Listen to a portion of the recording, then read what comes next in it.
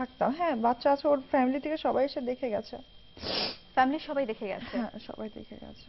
তো এই ব্যাপারে ওনাদের কোনো বক্তব্য নেই? আমি আমি বলতে পারবো না তাদের কথা, তাদের কি বক্তব্য আমি জানি না।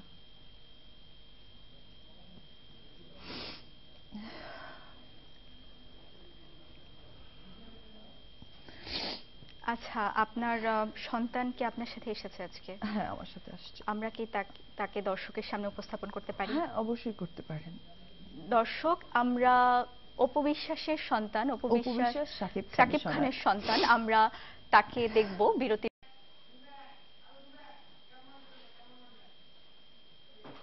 দর্শক, আবারও স্বাগত। আপনারা দেখছেন অপু বিশ্বাস এক্সক্লুসিভ।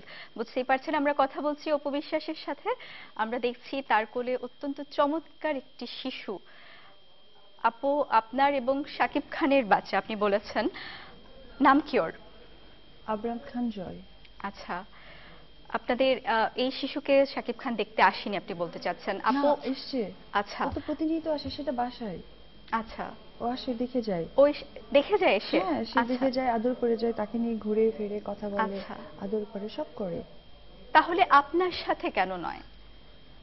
আহ, মানে আমরা আসলে জানতে চাচ্ছি, আপনি বলছেন আপনি আপনি গোপনে বিয়ে করেছেন, শাকিব খান আপনার এটা বিয়ে গোপন এটা রাখতে এটা বলেছে। আসলে আমিও চাচ্ছিলাম না যে ও যেহেতু এখন কাজ করছে, সেই জন্য আমি ওকে কখনো ইয়ে করিনি। কিন্তু রিসেন্টলি একটা বিতর্ক আমাকে নিয়ে সৃষ্টি হয়েছিল ওর একটা হিরোইনকে নিয়ে।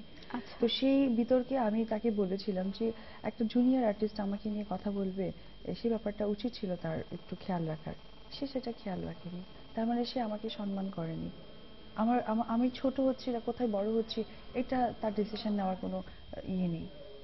কোন নায়িকার সাথে এটা? আমি নাম মেনশন করতে চাচ্ছি না। আচ্ছা, টপিকে। আপনি আপু নাম মেনশন না করলেও আমরা কিন্তু অনেক গুজব শুনেছি, অনেক গুঞ্জন শুনেছি।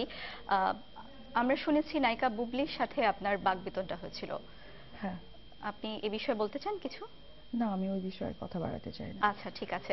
আপু, আপনি বিয়ে গোপন করেছেন। আমরা জানি চলচ্চিত্র তারকারা অনেক ক্ষেত্রে বিয়ের বিষয়টি গোপন রেখে যায়, তারা মনে করে এটা তাদের ক্যারিয়ারে প্রভাব ফেলবে। আপনি হয়তো সেই জন্য বিয়ের ব্যাপারটা গোপন রেখে গেছেন, কিন্তু আপনার বাচ্চা হওয়ার পরে আপনি সেটা কেন গোপন করে গেলেন? শুধু ওর কারণে, ওর যেন ক্যারিয়ারের সমস্যা না হয়। ওর ভালোটা আমি চেয়েছি, কিন্তু ও আমাকে ছোট করে দিয়েছে। উনি না করেছেন আপনাকে? ও না করার থেকে বড় কথা, আমি চাইনি যে ওর প্রবলেম হোক। আমি এখনো চাই না ওর প্রবলেম হোক, কিন্তু যখন মানুষ অনেক ছোট হয়ে যায় না, তখন তাকে তো ভালো করতে হবে। আর আজকে আমার ছোট হওয়ার পেছনে তো আমার এই বাচ্চাটা আছে। আপনি দেখেন ও কি অন্যায় করেছে। ওর অন্যায়টা কি? একদিন তো সাকিবও ছোট ছিল, ওর বাবার কোলে তো ছিল, সামাজিক মর্যাদা পেয়েছে, তো ওর অন্যায়টা কোথায়?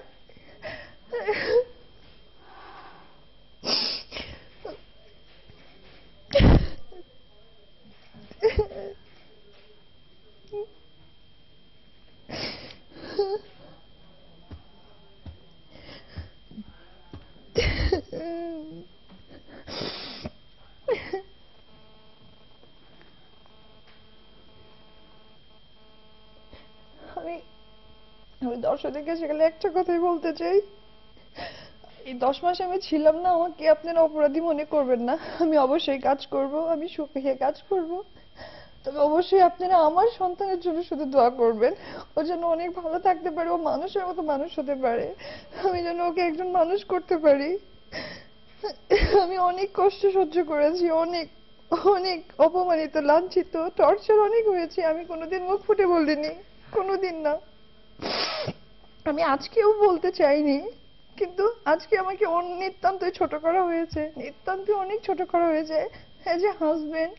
আর যদি বলা চলে যে সে অনেক ছবির হিরো, সেখান থেকেও কিন্তু সে আমাকে উঁচু করে রাখতে পারতো, সে আমাকে কখনো উঁচু করে রাখেনি। আজকে আমাকে ছোট করা মানে ওকে ছোট করা। কারণ ইন ফিউচার যখন ও সবাইকে বলবে আমাদের কথা, তখন সবাই বলবে যে ওই সময়টা তো সাকিব তোমাকে দাম দেয়নি। আমি আমি এতদিন 8 বছর চুপ ছিলাম, কারণ আমি তখন একা ছিলাম।